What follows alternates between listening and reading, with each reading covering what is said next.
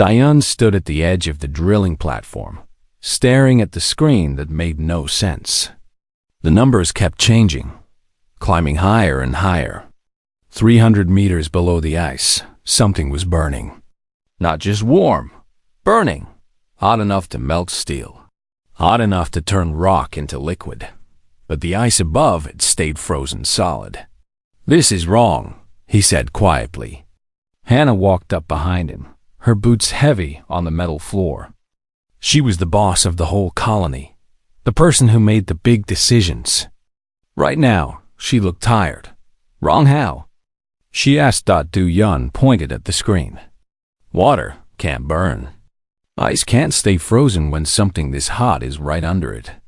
The laws of physics don't work like this." Hannah studied the data. She had been a soldier before becoming a colony administrator. She knew when something was dangerous. This felt dangerous. How long has this been happening? We first detected it 6 hours ago. It's spreading. Slowly, but it's definitely growing. Jiho rushed onto the platform, nearly slipping on the ice. He was young, brilliant, and always in a hurry. "I've got the deep scan results," he said, breathing hard. "You're not going to believe this." He pulled up a 3-dimensional image in the air. It showed the ocean floor beneath their colony. Through the solid ice and water, red lines threaded like veins in a body. They pulsed with heat, moving in patterns that seemed almost alive.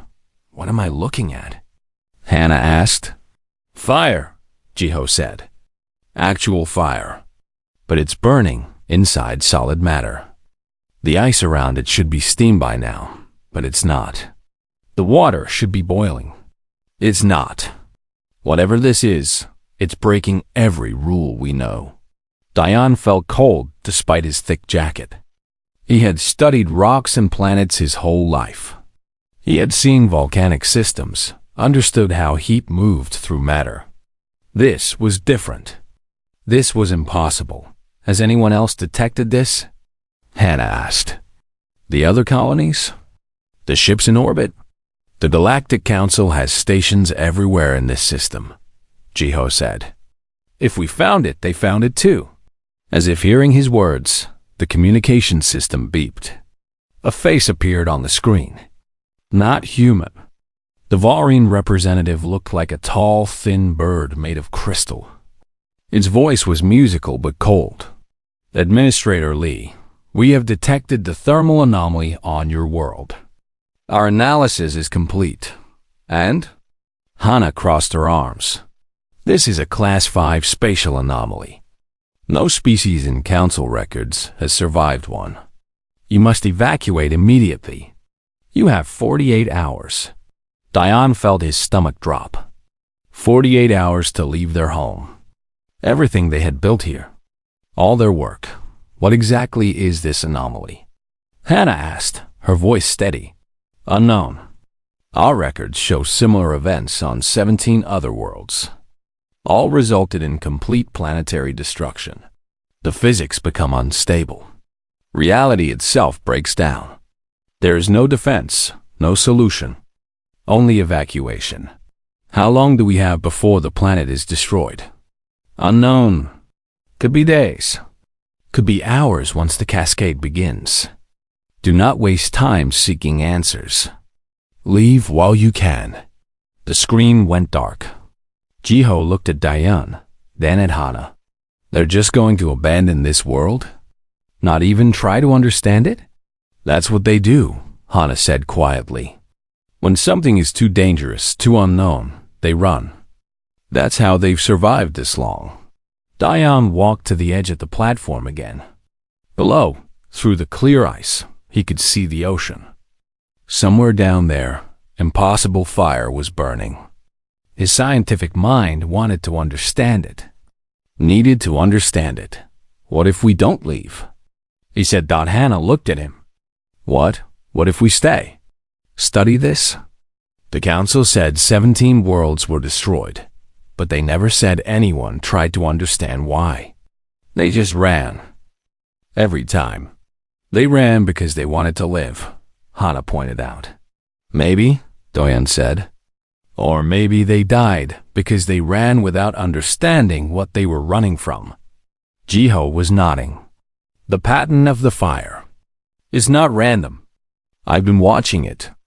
There's mathematics in the way it moves. Structure. If it was just destructive chaos, it wouldn't have patterns. Hannah was quiet for a long moment. Diane knew what she was thinking. She was responsible for almost 4,000 lives. The easy choice was to evacuate. The safe choice. The choice that every other species in the galaxy would make. But humans had not come to the stars by making easy choices. 48 hours, she finally said. We study this for 48 hours. If we find nothing, if it gets worse, we evacuate. Agreed? Doyen nodded. Jiho grinned. They worked through the night. Diane assembled a team of geologists and engineers. They dropped sensors into the ice, drilling carefully, measuring everything. The fire stayed exactly 300 meters down, never rising, never falling. The temperature readings were insane. 10,000 degrees in some spots. But the ice above remained at minus 30 degrees. Jiho discovered the patterns were repeating. Every 73 hours, the fire moved in the same sequence. Like a heartbeat. Like breathing. It's alive, he said at one point. Don't be ridiculous, Doyen replied. Fire isn't alive. This fire might be. By morning, more data had arrived from the Council's automated monitoring stations. The fire was spreading across the entire planet, following the ocean currents deep underground. In 48 hours, it would cover Arcturus 7 completely. Hana called a colony meeting. Everyone came.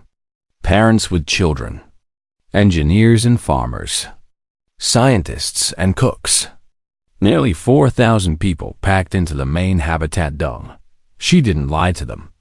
She showed them the data, explained what the council said, told them about the evacuation order. We have transport ships, she said. Enough for everyone.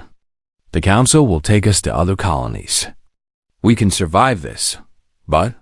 Someone called out. Hana smiled slightly. But we have 48 hours. And in that time, we might learn something. We might understand what this is. Or we might confirm that the council is right and we need to run. And if we're still here when the 48 hours end? An older woman asked. Then we'll be on our own. The council will leave. They won't risk their ships. The colony voted. It wasn't close. 3,847 chose to stay. 12 wanted to leave immediately. Hana arranged transport for the 12. She didn't judge them. Fear was reasonable. Leaving made sense. But as Doyen watched the small shuttle lift off into the purple sky of Arcturus 7, he felt something else. Not fear. Curiosity. The burning desire to know what was happening to their world. The fire continued to burn in places where nothing should burn. And humanity, stubborn and strange, chose to walk toward it instead of away. 48 hours began counting down. Taman had not slept in 36 hours. His eyes were red, and his hands shook slightly as he moved between screens, but he kept working. The quantum physicist was used to problems that made no sense. His entire field of study dealt with particles that could be in two places at once, with time that moved differently depending on where you stood. But this was different. This was wrong in ways that hurt his brain. The fire is rewriting physics, he said to the small group gathered in his lab. Diane was there, along with Yuna, the colony's medical officer. Not breaking the laws, rewriting them. In the spaces where the fire burns, different rules apply. Can you explain that in normal words? Diane asked. Taman rubbed his face. Imagine you're playing a game. The game has rules. You can move forward, backward, left, right. Then suddenly, in one corner of the board, you can also move in a fifth direction. A direction that doesn't exist anywhere else. That's what's happening here. Yuna leaned forward. She was young but sharp, and she had spent the last day studying samples they had pulled from the edge of the fire zone. The biological effects are just as strange. I've been testing the transformed matter. Everything changes except human tissue. What do you mean? Hana had just entered the lab, looking as tired as everyone else. Yuna brought up images of cells under a microscope. We had a garden near drilling site 7. Vegetables, some earth plants, some alien varieties we brought from other colonies. The fire touched them. Look. The images showed plant cells that had been transformed into something else. Something crystalline and complex, still alive, but fundamentally different. Now, look at this. Yuna showed another slide. Skin cells from Jiho. He got some of the transformed matter on his hand yesterday. The human cells looked completely normal. The fire ignores us, Yuna said quietly. Everything else changes. Bacteria, plants, the native microorganisms in the ocean. All transformed. But human biology? Untouched. Dayam felt a chill run down his spine. That's not random. No, Taman agreed. It's not. Hannah looked at the data, her military mind working. So this fire, this anomaly, it's selective. It's choosing what to change and what to leave alone. It's choosing to leave humans alone, Yuna corrected. There was silence in the lab. Outside, they could hear the colony going about its work. People were preparing, just in case they had to evacuate. But most were continuing their normal routines. Humans were good at that, working while the world ended around them. Jiho burst into the lab. As usual, he was moving too fast, excited about something. I need to go down there. Into the fire. Absolutely not, Hana said immediately. Listen, I've modified a pressure suit. Triple-layered cooling systems, reinforced with the heat-resistant alloys from the mining equipment. If the fire really doesn't affect human tissue, I can get close. See what's actually happening. Dayan started to protest, but Taman held up a hand. He's right. We need direct observation. All our data is from sensors, from a distance. We need eyes on the source. It's too dangerous, Yuna said. Everything about this is dangerous, Jiho replied. But sitting up here guessing won't save us. We need to know. Hana looked at each of them. The decision was hers to make. She could order Jiho to stay safe. No one would blame her. How long until the suit is ready? She asked. Jiho grinned. It's already done. I built it last night. 3 hours later, Jiho descended into the fire. They had drilled a shaft straight down, through 300 meters of ice and water. The modified pressure suit kept him alive as he sank deeper and deeper into the impossible heat. The way he watched the video feed in the control room, his heart pounding. The numbers on the screen said Jiho was surrounded by temperatures that should turn him into ash instantly. But the suit held, barely. I see it. Jiho's voice crackled through the radio. The fire. It's beautiful. The video showed what he meant. The fire didn't look like fire. It looked like light frozen in place, veins of pure energy threading through the rock and ice. Where it touched matter, that matter changed, became something more complex, more organized. It's not destroying anything, Jiho said, his voice full of wonder. It's transforming, building, creating. Creating what? Hana asked. I don't know. Something new. Something that shouldn't exist but does anyway. Jiho moved closer to a vein of fire. Doyan held his breath. If the suit failed, if they were wrong about human immunity, Jiho would die in seconds. But the fire seemed to bend around him. Not avoiding him exactly, but acknowledging him. Making space. It knows I'm here, Jiho whispered. Get out, Hana said. We've seen enough. Come back up. Wait, there's something else. Something big. Deeper down. Jiho, that's an order. Return now. For a moment, they thought he wouldn't listen. Then his voice came back, disappointed but obedient. Understood. Coming up, they pulled him out slowly, carefully. When he finally emerged, his suit was scorched and the cooling systems had nearly failed. But Jiho was alive and smiling. We can work with this, he said, pulling off his helmet.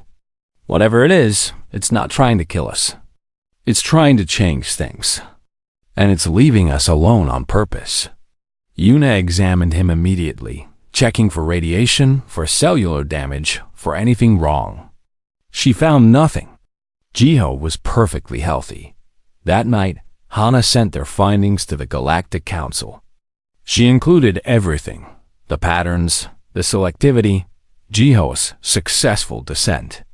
She explained that the fire might not be destructive, that it might be something else entirely. The Council's response came quickly. The Valrine representative appeared on screen, its crystalline face unreadable. Your data is irrelevant. The pattern is consistent with previous Class 5 anomalies. All 17 previous worlds showed similar characteristics in early stages. All 17 were destroyed, but did anyone study them? Hannah asked. Did anyone try to understand? Understanding is not required for survival. Evacuation is mandatory. You now have 12 hours remaining. 12? You said 48. The anomaly is accelerating beyond predicted parameters. We are moving our fleet to a safe distance. Any ships remaining in the system after 12 hours will be abandoned. The screen went dark. Hannah stood very still. Around her, the research team looked at each other. 12 hours. Not enough time to finish their analysis. Not enough time to really understand what was happening. We need to vote again, Timan said quietly. Hana shook her head. No. Anyone who wants to leave has 12 hours to get to the transport ships. Anyone who wants to stay, stays. No vote. Just choice. Word spread through the colony quickly. 12 hours until the council left them behind. 12 hours to decide between safety and the unknown. Doyam walked through the habitat that night, watching people pack or not pack. Families talking quietly. Engineers running last checks on systems. Children playing, not understanding the weight of what was happening. By dawn, the count was final. 12 more people had decided to leave. That was it. Just 24 out of nearly 4,000. The rest were staying. Hannah stood on the platform as the last transport ship lifted off. She watched it rise into the sky, watched it dock with the council fleet in orbit. Then she watched the entire fleet turn and jump to faster than light, leaving the system, leaving humanity alone with the fire. Wow, Doyun said, standing beside her. Now what? Hana smiled, though her eyes were worried. Now we find out if we're brave or just stupid. The fire burned on, spreading across their world, and humanity stood ready to meet it. Minho checked the seals on the submersible one more time. He had built deep-sea vehicles before, machines designed to withstand enormous pressure and extreme conditions. But this was different. This machine had to take them 900 meters below the ice, into the heart of the fire itself. Are you sure about this? Nari asked. She was the youngest on the team, barely 26, but her mind worked in ways that made even Timan jealous. She could see patterns in data that others missed. No, Minho admitted. I'm not sure about anything anymore, but the readings are clear. Whatever is causing this is down there, at the source. Diane climbed into the submersible beside them. Hannah had wanted to come, but someone had to stay and run the colony. That left 3 of them for this journey: Minho to pilot, Doyan to study the geology, and Nari to analyze whatever they found. The submersible was cramped and cold, despite the heating systems. They sealed the hatch and Minho began the descent. The drilling shaft took them down through the ice, then into the ocean itself. The water here was strange, affected by the fire below. It glowed faintly, illuminated by light that came from nowhere. Temperature rising, Minho said, watching his instruments. We're at 400 meters. Pressure is stable. Nari had her screens filled with data, numbers scrolling past too fast for normal eyes to follow. But she saw everything, her mind cataloging and categorizing. The pattern is stronger here. It's like a pulse. Every 73 hours, exactly. Like a heartbeat, Doyen muttered. Maybe it is, Nari replied. They descended deeper. The water grew brighter, the glow intensifying. Through the small windows, they could see the fire now. It wasn't red or orange like normal fire. It was white and blue, and colors that didn't have names, colors that hurt to look at directly. 600 meters, Minho reported. His hands were steady on the controls, but Dayun could see sweat on his forehead. Hull integrity good. Temperature inside the cabin is rising but manageable. The fire was all around them now, threading through the water like living things. The submersible pushed through it, and where the vessel touched the fire, nothing happened. The hull didn't melt. The metal didn't burn. The fire simply moved around them, making space. It's avoiding us again, Doyen said. Just like with Jiho.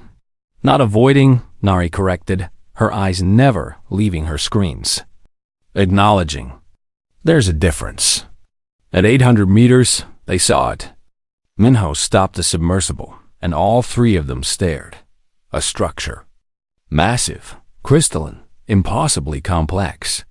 It sat in a cavity in the planet's mantle, a space that by all rights should not exist. The structure pulsed with light and energy, and from it, the fire spread outward in perfect mathematical patterns. That's not natural, Minho whispered. No, Doyen agreed. It's a machine. They moved closer, carefully. The structure was larger than their entire colony, a cathedral of crystal and light that seemed to fold through dimensions they couldn't quite perceive. Nari's instruments went crazy, detecting energy signatures that shouldn't be possible. It's old, she said, her voice filled with awe. Really old. Millions of years. Maybe billions. Who built it? Minho asked. Someone who's not here anymore, Doyen replied. He pointed at symbols carved into the base of the structure. They glowed faintly, and even though he had never seen that language before, he somehow understood their meaning. Warning. Test. Transformation. It's a test, he said. This whole thing.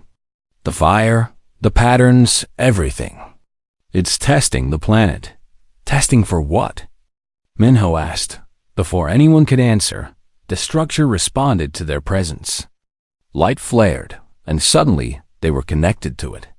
Not physically, their bodies remained in the submersible, but their minds touched something vast and ancient and utterly alien. Images flooded through them. 17 worlds burning. 17 different species encountering this same machine. 17 times, the species had failed the test. They had run or fought or tried to destroy the machine. Each time, the machine had concluded they were not ready and had shut down, leaving the world to collapse into chaos. It's been searching, Nari gasped, tears streaming down her face from the intensity of the connection. Searching for a species that can adapt, that can change, that won't run from the impossible. More images came. The species that built this machine, long extinct now. They had created these tests across the galaxy, waiting for something specific. A kind of consciousness that could handle transformation. That could accept the impossible and work with it instead of fighting against it. It's been waiting for us, Diane realized. For humans? The machine showed them what would happen if they passed the test. The fire would spread across the entire planet, transforming it into something new. Not destroying, transforming. Matter would become more complex, more alive. The planet itself would become conscious, aware, a living thing that could think and grow, and humanity could be part of that. Could merge with the planet without losing themselves.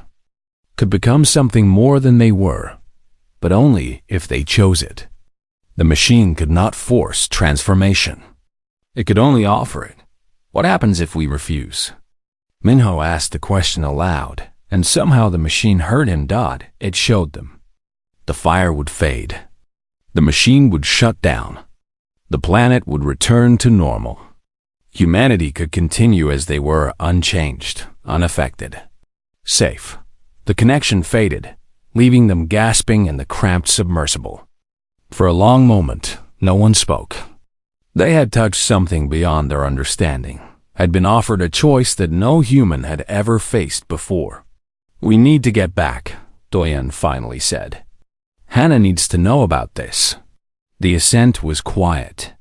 Each of them was lost in thought, processing what they had experienced. When they finally surfaced and climbed out of the submersible, they found most of the colony waiting for them. Word had spread. Something had happened down there. People wanted to know. Hannah helped Doyun out of the vessel. "Well, it's a machine," he said. "An ancient test. And we need to make a choice." They gathered in the main habitat that night. All 3,835 people who had chosen to stay. Doyen, Nari, and Minho explained what they had found. They showed the data, described the connection, told them about the choice the machine offered. Transformation or rejection. Become something new or stay the same. The colony erupted in argument. Some wanted to refuse, to send the machine away and keep their lives as they were. Others were curious, excited by the possibility of becoming more. Many were simply scared.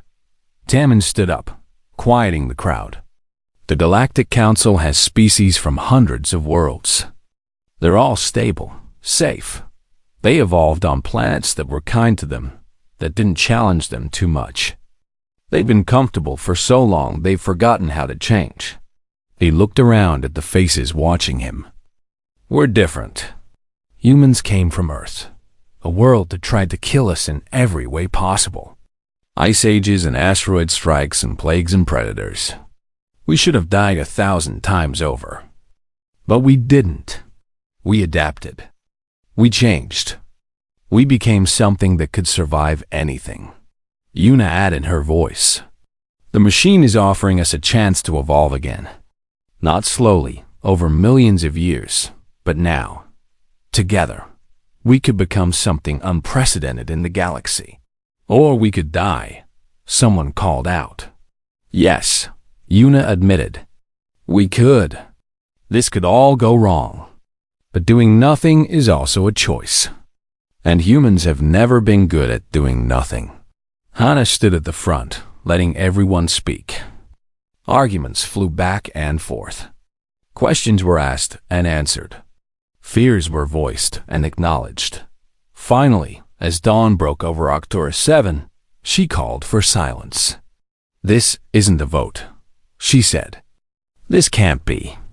This personal. Each of us has to decide for ourselves. Are we willing to change? Are we brave enough to walk into the fire and see what's on the other side?" The choice hung in the air, heavy and real. And deep below them, the ancient machine waited patiently for humanity's answer. Sumi stood before the Colony Council, her face tight with worry. She was 45 years old and had 3 children. She spoke for the families, for the people who had more to lose than just themselves. "We don't understand what transformation means," she said, her voice steady but strained. "This machine is offering to change us, to change our world, but we don't know what we'll become. How can we make this choice when we don't know what we're choosing?" Hannah sat at the council table, listening. Beside her, the other council members looked equally torn. This was the 3rd meeting in as many days, and they were no closer to consensus. Hyan raised his hand. At 22, He was the youngest department head in the colony's history, an engineering genius who thought in ways that made older scientists jealous. "We've already passed the point of no return," he said quietly. "The fire is spreading. In 72 hours, it will cover the entire planet. Whether we choose transformation or not, we can't go back to what we were. But we can refuse," Sumi countered. "The machine said it would leave if we reject the transformation. And then what?" Hyan asked. "The planet returns to normal, sure. But we'll know what we gave up. What we were too afraid to try. Can we live with that?" Diane entered the council chamber, teaming close behind him. They had been working in the lab all night, running more tests, gathering more data. Both men looked exhausted, but excited. "We found something," Tiemann said without preamble. He brought up a holographic display showing molecular scans. "Every sample we've taken from the transformed zones shows the same thing. The matter isn't being destroyed. It's becoming more complex, more stable, more alive." He zoomed in on a sample of transformed rock. This was granite. Simple crystalline structure. "Now look at it. The molecules are organized in ways we've never seen before. They store energy. They can repair themselves if damaged. They're not just rock anymore. They're smart rock." "Smart rock?" Sumi repeated, skeptical. "For lack of a better term, yes. The transformation doesn't take things away. It adds to them. Makes them more than they were." Yuna stepped forward. "I've been analyzing the biological implications. If we accept the transformation, we won't lose our humanity. We'll add to it. Our consciousness would expand. We'd still be us, but more aware, more connected." "Connected to what?" one of the council members asked. "To each other, to the planet, to the universe itself." Yuna's eyes shone with something like wonder. "Imagine being able to feel the thoughts of everyone in the colony. Not invasively, but like background music. Imagine understanding the world around you, not just intellectually, but emotionally, spiritually." Sumi shook her head. "That sounds terrifying." "It sounds amazing," Hyan countered. The argument continued. Back and forth. Fear against curiosity. Safety against possibility. Hannah let it go on, knowing they needed to work through this themselves. Finally, she stood. "Enough. We're not getting anywhere like this. Taemin, you said the fire will cover the planet in 72 hours. What happens if we do nothing? If we just wait?" Taemin looked uncomfortable. "The machine will interpret that as rejection. It will shut down. The fire will fade. The planet will return to its original state." "So we don't have to do anything," Sumi said with relief. "Actually," Hyan interrupted, "we do. I've been thinking about this. The machine wasn't designed for collaboration. It was designed to test species and move on. But what if we don't accept or reject? What if we try something else?" Everyone turned to look at him. The young engineer smiled nervously. "What if we try to work with it? Interface with the machine. Guide the transformation instead of just accepting it blindly."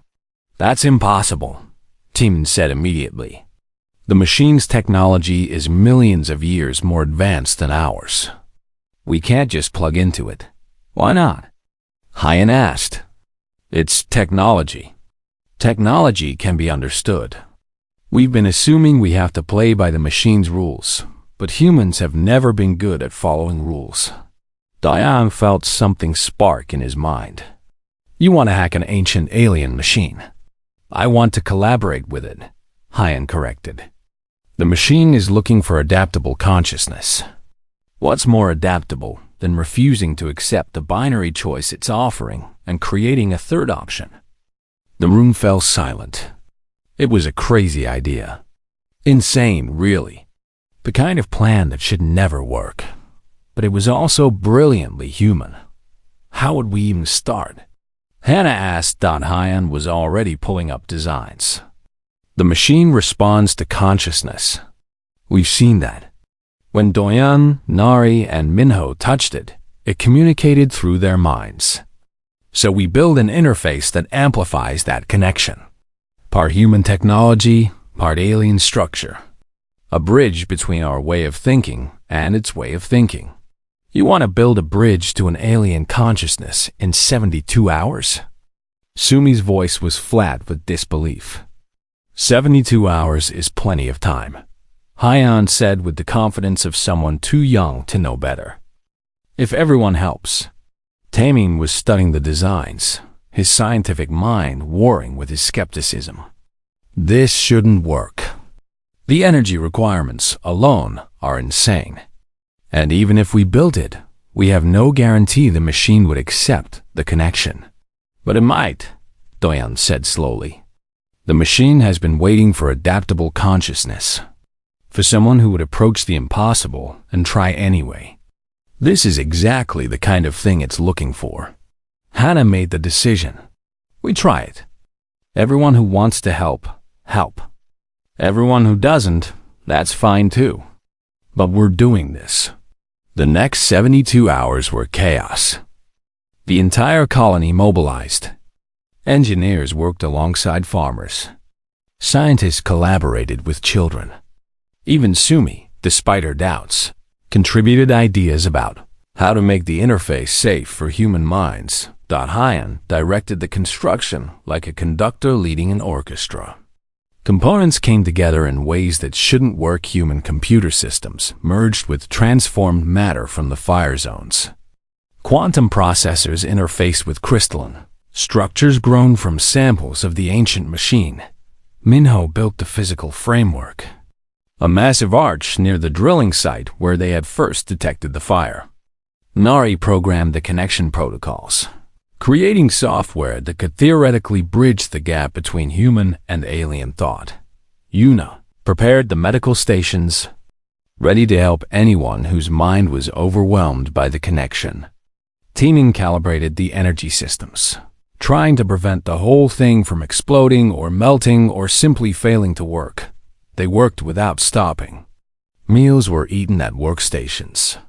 Sleep was snatched in short bursts. The fire continued to spread beneath them, patient and inevitable. With 12 hours remaining, the interface was complete. It stood in the center of the colony, like a monument to human stubbornness, a towering arch of mixed technology that pulsed with light, connected by cables and conduits to the transformed zones below. It's beautiful, Jiho said, staring up at it, like a sculpture made of hope and desperation. Will it work? Sumi asked quietly. I have no idea, Hyan admitted. But we built it anyway. That's what humans do. Hannah stood before the interface as the final countdown began. The entire colony had gathered. Some were excited. Some were terrified. All were here. This is it, she said. In a few hours, the fire will complete its spread. We can let it happen, reject it, or we can try this. Try to work with something we don't fully understand. Try to change the test itself. She looked at the faces around her. Her people? Stubborn, curious, brave humans who had chosen to stay when every logical voice told them to run. Whatever happens, Hana continued, we chose this.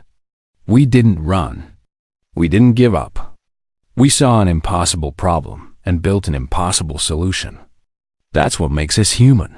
She reached out and activated the interface. The world screamed. Energy surged through the connection. Too much. Too fast. The interface sparked and flared, barely holding together under the strain. Through it, they could feel the machine's awareness. Vast and ancient and surprised. Surprised that they had tried. Surprised that it was working. The interface stabilized. The screaming stopped. And for the first time in millions of years, the ancient machine had a conversation instead of conducting a test. Humanity had chosen to dance with the fire. Now they would see if the fire would dance back. The transformation began at dawn. Doyun felt it first. He was standing at the observation window, watching the sun rise over the ice fields when the sensation washed over him. Not pain, not even discomfort, just awareness. Suddenly, he could feel the planet beneath his feet. Really feel it, every rock formation, every frozen ocean, every vein of fire threading through the deep places dot around the colony. Others gasped as the same awareness touched them. Hannah gripped the railing of the command platform, her eyes wide. Jiho laughed out loud, delighted. Yuna wept, overwhelmed by the beauty of what she was experiencing. The fire was spreading faster now, responding to the interface. But it wasn't consuming. It was rebuilding, transforming. Through the windows, they could see the ice beginning to change. It remained frozen, but within the crystalline structure, new patterns formed. Patterns that stored light, that processed energy, that thought in slow, deep ways. Teeny monitored the interface, his hands steady despite the wonder on his face. It's working. The machine is accepting the collaboration. It's letting us guide the transformation. Hyen stood beside him, barely able to contain his excitement. We're not just subjects of the test anymore. We're partners in it. The transformation accelerated. Across Arcturus V, the fire bloomed in cascading waves of light and change. The oceans remained liquid, but between the water molecules, new structures grew. Crystal lattice that could think, that could dream, that held consciousness like vessels holding light deep beneath the surface. In the planet's core, stable fusion reactions ignited in caverns of supercooled matter. Fire burned where fire should not exist, creating energy in ways that broke every textbook. But the energy was controlled, shaped by the combined will of humanity and the ancient machine. Nari watched her screens fill with data, patterns she had been seeking finally revealing themselves completely. The planet is becoming alive. Not metaphorically, actually alive. It's developing a consciousness. Will it replace us? Sumi asked, her earlier fear returning. No, Nari said, smiling. It's inviting us in, asking us to be part of it. We don't have to accept, but the offer is there. Throughout the colony, people made their choices. Some opened themselves to the connection, letting their consciousness expand to touch the awakening planet. Others held back, choosing to remain as they were. The machine, guided by the interface Hyen had built, respected both choices. Doyen let himself connect. The sensation was overwhelming. Suddenly, he was aware of thousands of other minds, all his fellow colonists who had chosen the same thing. He could feel their thoughts, not invasively, but like hearing voices in another room. Comforting. Connected. And beyond that, he felt the planet. Arcturus V was waking up, becoming aware of itself for the first time in its long existence. It was curious, gentle, eager to understand the tiny humans who walked on its surface. Minho found himself able to sense the planet's structure in ways his instruments never could. He understood the flow of matter through the transformed core, knew instinctively where the fire was strengthening and where it was stabilizing. The planet was sharing its knowledge with him. Yuna connected with the biological systems transforming across the world. She could feel every microorganism, every plant, every living thing that was changing. And through it all, she felt the planet's care for these small lives, its desire to help them thrive. Hours passed. The transformation continued. The fire spread across every continent, through every ocean, into the deepest parts of the world. But always guided, always controlled, shaped by the collaboration between ancient machine and stubborn humanity. By sunset, the transformation was complete. Arcturus V is reborn. No longer just a frozen world circling a distant star. Now it was alive, conscious, aware. A garden world of impossible beauty where fire and ice existed in perfect balance, where physics bent to allow the impossible, And humanity had changed too. Those who had accepted the connection found themselves enhanced. Their minds could process information faster, perceive patterns more clearly, communicate thoughts to each other with barely an effort. But they were still human, still themselves, just more. Those who had refused a connection remained unchanged, exactly as they were. And the planet accepted them too, welcomed them, protected them just as much as it did those who had transformed. Hana stood on the platform that evening, looking out at her colony, her people. Some glowed faintly with the energy of the transformation. Others looked the same as always. But all were together. All were safe. "We did it," Doyen said, joining her. "We actually did it." "We did something," Hana corrected. "I'm not sure what yet." 3 months later, the Galactic Council returned. Their ships entered the system cautiously, scanning for the expected debris field.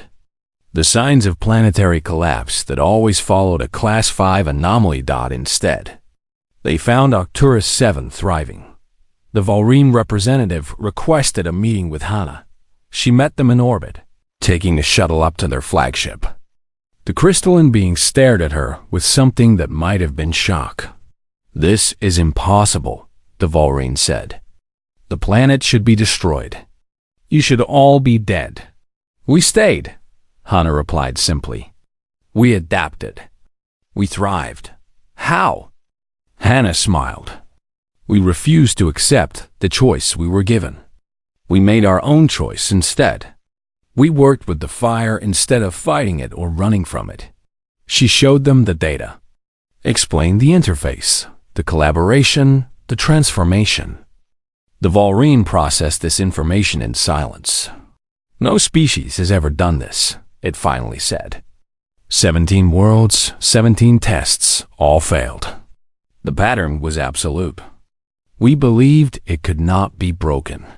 "You believed wrong," Hana said gently. "The pattern broke because we didn't follow it. We didn't run like you expected. We didn't fight like others did. We did something you've never seen before." "What?" "We adapted. We changed. We became something new while staying true to what we were." The Valrine was quiet for a long time. Then it asked, "Why?" Hana thought about that. About the choice to stay, about the risk they had taken, about the impossible transformation they had achieved. Because that's what humans do. When we see an impossible problem, we don't accept that it's impossible. We change what impossible means. The Council's observation teams came to study Arcturus V. They measured the transformed matter, analyzed the conscious planet, interviewed the colonists. The data they gathered challenged everything they thought they knew about physics, about consciousness, about the limits of what was possible.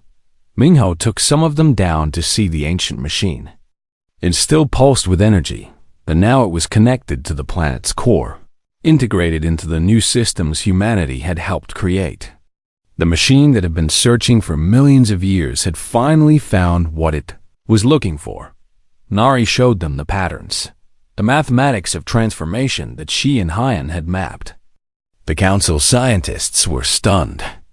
These patterns could be applied to other worlds, other systems. The transformation didn't have to be dangerous. It could be controlled, guided, shaped. Yuna explained the biological changes, how the transformation had enhanced life without destroying it. The Council's doctors had never seen anything like it. Evolution that happened in hours instead of eons, guided by consciousness instead of random chance. Word spread across the galaxy. The human colony that survived the impossible. The species that refused to run, that chose to dance with fire instead of fleeing from it. More humans came to Arcturus V, not to colonize but to learn, to see what their species had achieved, to understand what transformation meant. The colony grew. The planet welcomed new arrivals, offering them the same choice it had offered the original colonists. Transform or remain. Both were honored. Both were valued. Du Yun stood at the edge of the drilling platform a year after the transformation. The same platform where this had all started, where he had first seen the impossible readings. The fire still burned beneath the ice, but now he understood it. He could feel it, part of his expanded awareness. "Do you ever regret it?" Jiho asked, joining him. "The choice to stay?" Do-Yun smiled. "Never. We could have run. We could have played it safe. But then we wouldn't be us anymore. Humans don't run from the impossible. We run toward it, even when it might kill us. Especially then." Far above, the ancient machine sent a signal into deep space. A simple message transmitted across light years to others of its kind, scattered across the galaxy. Machines that had been waiting, testing, searching. The message was short. Just 3 words in a language older than most stars. "Found them, humans. And in the deep places of Arcturus 7, in caverns where fire burned through ice, where matter existed in states that had no names, where a planet dreamed its slow, vast dreams, humanity built their home, not because it was easy, not because it was safe, but because when faced with impossible fire, they chose to ask how they could make it burn brighter. That was the human way. That would always be the human way. And across the galaxy, other species began to wonder what else they had been too afraid to try.